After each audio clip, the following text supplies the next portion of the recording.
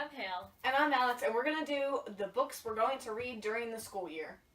Okay, so we're going to read far more than the books that we're going to talk about, but these are just 5 must-reads for this year. So basically just like 5 books that we have on our shelves, and we're definitely going to get through this year. At least that's the idea. It's a bunch of other books we're waiting to come out too, so I mean that's where we're getting. Yeah. So my first book is The Scarlet Letter by Nathaniel Hawthorne.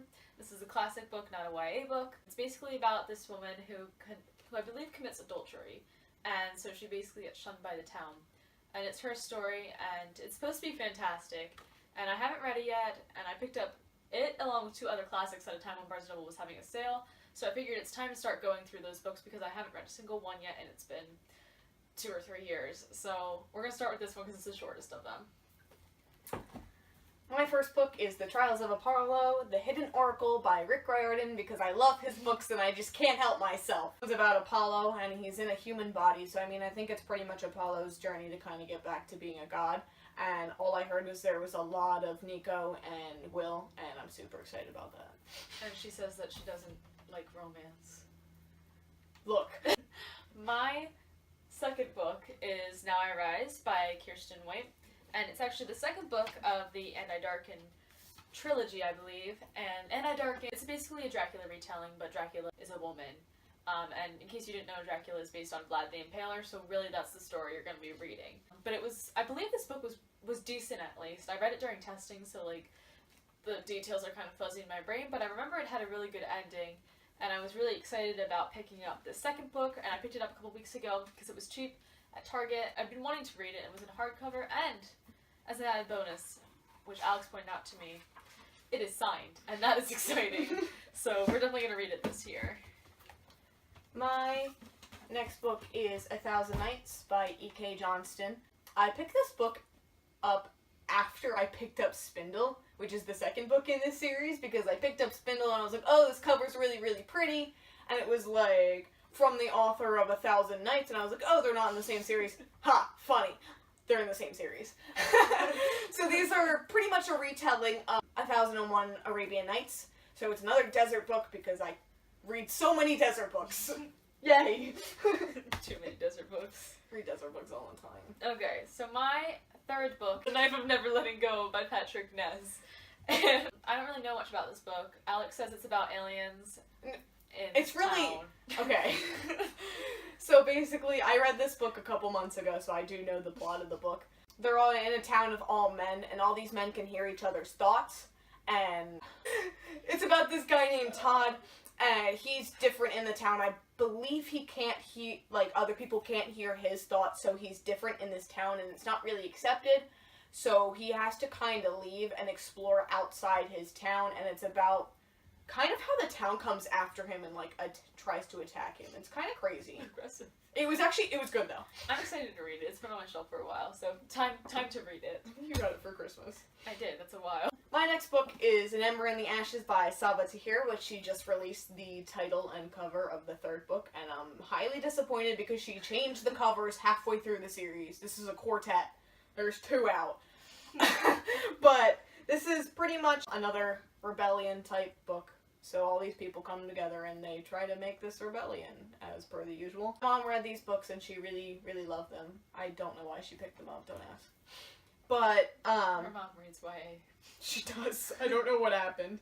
I picked it up because there was a girl when we met Sarah J. Maas, and she was reading A Torch Against the Night, and she really loved it, and I was like, wow, you like Sarah, I'll probably like these books too. And then, as a slight mention, my A Torch Against the Night is a signed copy. The satisfaction.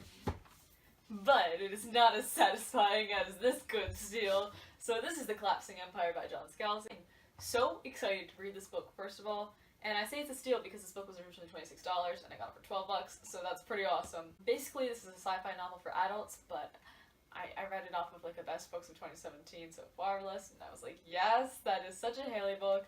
So it's basically set in the future, I believe, and humankind is spread out across the entire universe because they have this thing called the flow, which connects to everyone. And unfortunately, the flow basically starts dying. So it goes through the lives of 3 different people. I believe it's a captain, an emperor, and a scientist as they try to survive basically their collapsing empire. My next book is Passenger by Alexandra Bracken, and I like to just make a note that I already like her because her name is Alexandra. So, I did not read her other book, The Darkest Minds, even though I heard it was really good. People read it when we were in, like, 8th grade, and I just never picked it up. But I picked up Passenger pretty much because people were raving about this pretty inside cover. And, like, with Wayfarer next to it. But it's pretty much about a journey again.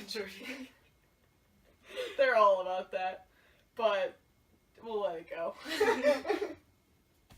So my last book that I'm going to read this school year is Heartless by Marissa Meyer. And Marissa Meyer is the one who wrote the Cinder Quartet and all that jazz right up there. And this is another retelling, but this one is actually about basically the creation of the Red Queen of Hearts from Alice in Wonderland. And I think that's very interesting because I don't really know much about Alice in Wonderland. I'm not a huge fan. I thought it would be cool to dive into the world, especially in the minds of the villain and how she came to be. So, really looking forward to this one, especially because it's my girl, Marissa Meyer, so I know it's gotta be good. That's another one I plan to read at some point. We'll get there. My next book is Crooked Kingdom by Leah Bardugo. She wrote The Six of Crows. This is the second book in the duology, and I'm super excited about this book, but I picked it up a while ago and didn't read it. I picked it up after I finished Six of Crows. I think I got it for, like, Christmas or something. And I was gonna read it, like, pretty much right away, and then I looked at it and I was like, wow, Six of Crows took me, like, a month to get through. Don't want to read that next. So it's been sitting on my shelf ever since. And I'm really excited because I love Kaz and I love the stories in Six of Crows, but I just didn't start reading this one right away. So this is definitely a must. Like, it might even be next. I'm really happy about these red pages, too. Six of Crows has back pages, and I love them. Because it's so different. You never see that.